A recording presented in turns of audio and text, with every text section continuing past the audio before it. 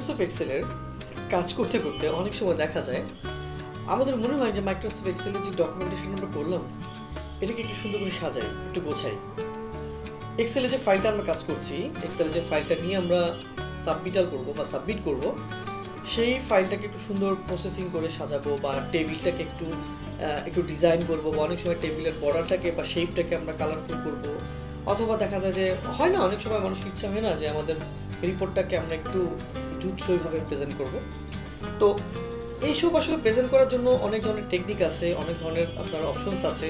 But আমি আজকে অত ডিপে যাব না, আমি শুধু আপনাদেরকে টেবিল সংক্রান্ত, বর্ডার সংক্রান্ত কিছু ডিজাইন আজকে আমি আপনাদেরকে দেখাবো, যে আপনারা চাইলে আপনাদের বর্ডারটাকে, আপনারা যে একটা কাজ করবেন, একটা এক্সেলে কাজ করবেন, সেই কাজটাকে যখন প্রেজেন্ট করবেন, চাইলে আপনাদের বর্ডারটাকে একটু সুন্দর করতে পারেন, আপনারা একটু কালারফুল করতে পারেন, একটু মিনিংফুল করতে পারেন। তো চলুন বন্ধুরা দেখে নিই, যদিও একটু শর্ট ভিডিও, তারপর আমি দেখে নিই যে আসলে কীভাবে আমরা এই কাজটা কমপ্লিট করি। দেখুন, প্রথমে আমরা যেটা কী করি, আমরা ধরুন একটা ডাটাবেস লিখলাম, জাস্ট একটা ডাটাবেস লিখলাম, এইজ, তারপরে হচ্ছে আপনার ক্লাস, রোল দিলাম, দেন দিলাম ওর হচ্ছে আপনার প্রেজেন্ট দিলাম, সাপোজ মানে জাস্ট একটা লিখার দরকার, লিখছি আপনাদেরকে বোঝানোর সুবিধার জন্য, আমি জিনিসটা পরে বোঝাবো, present are absent. Okay fine. এখন ধরেন আমি সিরিয়াল নাম্বার আমি কি শিখিয়েছিলাম, যে সিরিয়াল নাম্বার 1 থেকে এইভাবে টানবো, টেনে টেনে আমি চাইলে 1 2 3 4 5 করতে পারি, এইভাবে টেনে টেনে নিব, এখানে গিয়ে ফিল সিরিজ করতে পারি, তাই না? তো এটার জন্য একটা অপশন আছে, আমি কিন্তু ডিফারেন্ট একটা অপশন আপনাদেরকে দেখিয়েছিলাম। কি করেছিলাম, আমি ওয়ানে ক্লিক করবো, গিয়ে ঠিক দেখুন এখানে একটা অপশন আছে, হ্যাঁ, ফিল।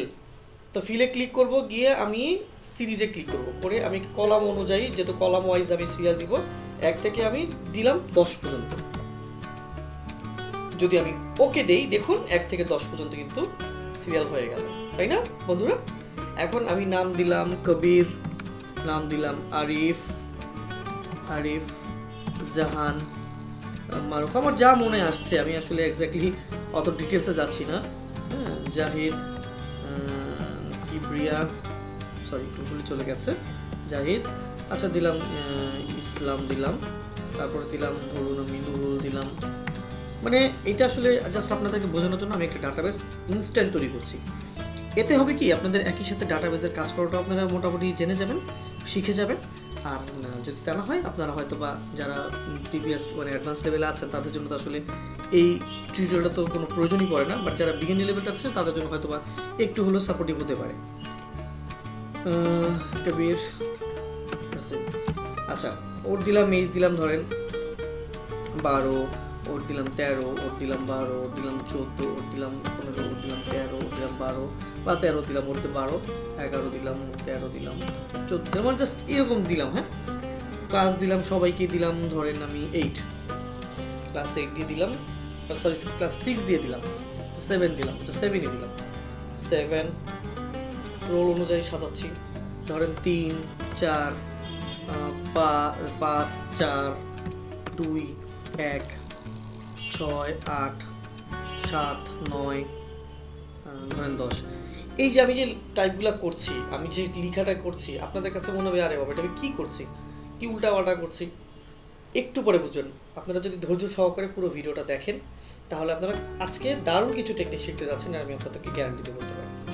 ওকে, প্রেজেন্ট ধরে নিলাম, ও প্রেজেন্ট হচ্ছে, অ্যাবসেন্ট ওকে, প্রেজেন্ট আছে ওকে, ও অ্যাবসেন্ট আছে, ও দিলাম অ্যাপ, ও ধরেন ওকে আছে, ও ওকে আছে, ওকে দিলাম অ্যাবসেন্ট, ওকে ওকে, ওকে দিলাম অ্যাবসেন্ট, ওকে ওকে দিলাম absent.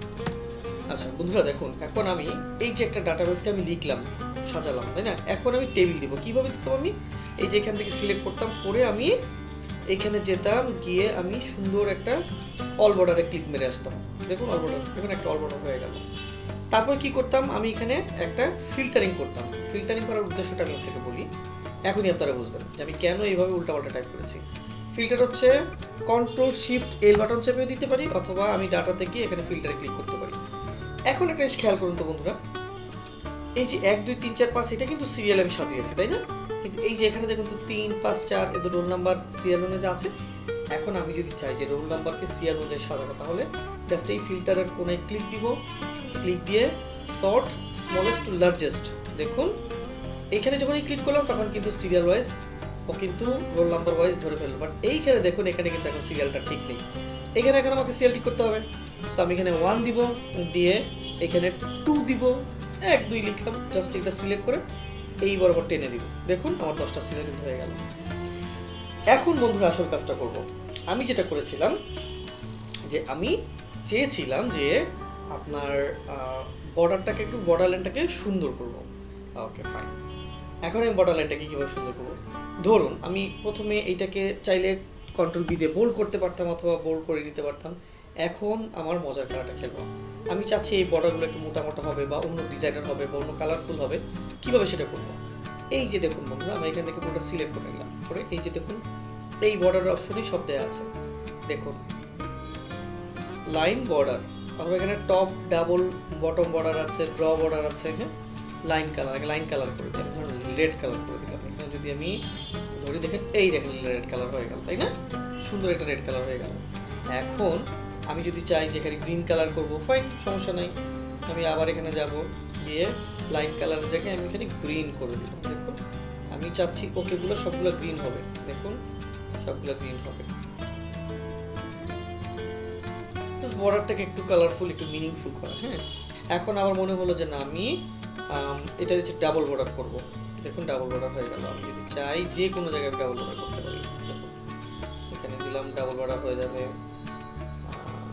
Sorry, double border click করলাম, এরকম নিচে উপরে ডাবল বর্ডার হয়ে গেছে। এখন আমার যেহেতু লাইন কালার আমি এটা সিলেক্ট করেছি, সব জায়গায় কিন্তু এখন লাইন কালার এটাই হচ্ছে। বাট লাইন কালারটাকে যখন আমি সিলেক্ট করবো ব্ল্যাক, তখন লাইন কালারটা কিন্তু ব্ল্যাক হয়ে যাবে। আমি যখন ব্ল্যাক সিলেক্ট করে দিব, দেখুন সব কিন্তু ব্ল্যাক হয়ে যাবে। আমি যদি সিলেক্ট করি সব ব্ল্যাক, মাঝখানে কিন্তু একটা গ্রিন কালার এসছে। হ্যাঁ, মোটামুটি একটু দেখতে সুন্দর দেখা যাচ্ছে। এখন আমি অল বর্ডার করে দিই, সিলেক্ট করে ধরে অল বর্ডার, দেখুন আবার ব্ল্যাক হয়ে গেল, সেই আগের জায়গায় ফেরত আসলো। এটা আসলে হয় কি, আপনার বর্ডারটাকে একটু মডিফাই করা, একটু কালারফুল করা। আমি চাইলে বর্ডার রাখতে পারতাম একটা, আমি চাইলে একটা বর্ডার দিতে পারতাম, এখানে আরও ডিজাইন করতে পারতাম। দেখুন আমি সুন্দর করে ড্র করছি। আপনি চাইলে আপনার মতো করে ড্র করতে পারেন, ড্র বর্ডার করতে পারবেন। আমি এক একটা করে আপনাকে অপশনগুলো দেখাচ্ছি। ঠিক বক্স বর্ডার, আমি যদি চাই এটাকে সিলেক্ট করে আমার বাইরের বক্সটা মোটা হবে, এই যে মোটা হয়ে গেল। দেখুন আমি শুধু আজকে বর্ডারের কাজটাই দেখাবো। একদম যারা মানে ফ্রন্ট লেভেলে আছেন, যারা একদম স্টেজ 1-এ আছেন, তাদের জন্যই আসলে আলটিমেটলি এই প্রচেষ্টা আমার। তো এটা তো গেল বন্ধুরা বর্ডারিং করা। এখন আমি যদি চাইতাম যে না, আমার এই বর্ডারগুলোর সাথে সাথে আমার এটা আপনার দেখাবে যে আমার থিক্স বক্স বর্ডারটা ওকে আছে কিনা, বটম বর্ডার ঠিক আছে কিনা, আমার লেখাটা বোল্ড হবে, বোল্ড করলাম, একটু ক্লিক করে দিলাম, এখন আন্ডারলাইন করে দিলাম। আপনি চাইলে যা খুশি তাই আপনি এখান থেকে করতে পারবেন। আবার যদি মনে হয় যে না, আমি পুরোটাকে ধরে আমি জাস্ট এখানে গিয়ে আমি সেল স্টাইল করে দিয়ে আসবো, ফাইন, আপনি এখান থেকে সেল স্টাইল করে দেন, দেখুন আপনার সেল স্টাইল হয়ে যাবে। বুঝতে পেরেছেন বন্ধুরা? তাহলে আপনারা এইটুকু বুঝতে পারছেন যে বর্ডার লেভেলের কাজগুলো আসলে আলটিমেটলি কী কী হয়। আপনারা চাইলে এখান থেকে যে কোনো একটা ডিজাইন আপনারা বেছে নিতে পারেন, যে কোনো একটা অপশন আপনারা বেছে নিতে পারেন। আপনারা যদি চান যে না, বর্ডারটাকে আমি একটু মডিফাই করবো, সেটাও করতে পারেন। এটা ডিপেন্ড করে আপনার উপর। আপনি ড্র করে করে বর্ডার রাখতে পারেন, ড্র না করে করেও বর্ডার রাখতে পারেন। বাট আলটিমেটলি এটাই হচ্ছে আসল সিস্টেম, যে আপনি চাইলে এখান থেকে ধরে যে কোনো একটা উপায়ে আপনি আপনার বর্ডারটাকে সেট করতে পারেন সুন্দরভাবে ধরে। আপনি চাইলে এটাকে মডিফাই করতে পারতেন। আমি এইটুকু ধরে, আমি যদি মনে হচ্ছে না আমি এটাকে মোটা করবো, দেখুন এটা মোটা হয়ে গেল। আমার যদি মনে হচ্ছে লেখাটাকে আমি কালার করবো, আমি কালারফুল করে দিলাম। একটু বোল্ড করতে চাইলে আমি ধরে বোল্ড করে দিলাম। এটা ডিপেন্ড করে আসলে আপনি আলটিমেটলি কতটুকু কাজ করতে চাচ্ছেন। এখন আরেকটা মজার জিনিস আমি দেখাবো। অনেক সময় দেখা যায় যে এই জাহিদ, আমি যদি লিখলাম জাহিদ হাসান মারুফ ইকবাল, ধরুন ওর নামটা এত বড়, তাহলে কি করতে হতো? দেখুন এটা হয় ঢেকে গেছে, আমাকে এটা টেনে টেনে টেনে টেনে বড় করে নিয়ে আসতে হতো। বাট না, আমি কিন্তু চাইলেও সুন্দরভাবে একটা সিস্টেম আছে, আমি চাইলেও ফরম্যাট করে নিতে পারি। এখানে দেখুন ধরে আমি যে একটা ইকুয়েশনস মানে একটা সূত্র ফেলতে পারি, অথবা আমি এখান থেকে ফরম্যাটিং করে নিতে পারি। আমি চাইলে auto fit row column wise দিতে, দেখুন অটো ফিট হয়ে গেল আমার সব। তো বন্ধুরা, এটাই ছিল আজকে বর্ডার রিলেটেড অপশন। মানে যারা টেবিল বা বর্ডার নিয়ে আপনারা আগ্রহী, তারা চাইলে আপনারা এই টিউটোরিয়ালটা দেখতে পারেন। আই হোপ তাদের জন্য এটা খুব ভালো একটা টিউটোরিয়াল হবে। আর এটা খুবই সিম্পল একটা বিষয়, আসলে অনেকের কাছে এটা খুব পানির মতো বিষয়, বাট অনেকের কাছে কিন্তু এটা খুব কঠিন। যারা একদম ফ্রন্ট লেভেলে আছেন, বিগিনার লেভেল আছেন, তাদের জন্য কিন্তু এটা খুবই কঠিন একটা কষ্টসাধ্য বিষয়। সো আমি আসলে তাদেরকেই শেখাই যারা একটু কম জানেন, কারণ আমি অনেক বেশি কম জানি। যতটুকু জানি আমি চেষ্টা করি যে আমার যারা শ্রোতারা আছেন, আমার যারা কলিগরা আছেন বা আমার কাছ থেকে যারা যতটুকু এক্সপেক্ট করেন আমি চেষ্টা করি যে ফ্রন্ট লেভেলটার জন্য সেইটুকু দেওয়ার। তো বন্ধুরা আজকে এই পর্যন্তই। আজকে শুধু টেবিলের বর্ডার কালারিং নিয়ে আমি একটা ভিডিও দিলাম। ইনশাআল্লাহ পরে আমি আর একটু ডেপথ হইতে ভিডিওতে যাব, সেখানে আমি অনেক ডেপথ কিছু শেখাবো। তো আশা করছি আপনারা আমার সাথেই থাকবেন, ফ্যান্টম এস 7 চ্যানেলের পক্ষে থাকবেন এবং আপনারা অবশ্যই সাবস্ক্রাইব করবেন, লাইক করবেন, শেয়ার করবেন। তো বন্ধুরা আজকে এই পর্যন্তই, ভালো থাকবেন। ইনশাআল্লাহ আবার নেক্সট কোনো টিউটোরিয়ালে আপনাদের সাথে অবশ্যই কথা হবে। সেই পর্যন্ত আপনাদের সুস্থতা কামনা করছি। আসসালামু আলাইকুম।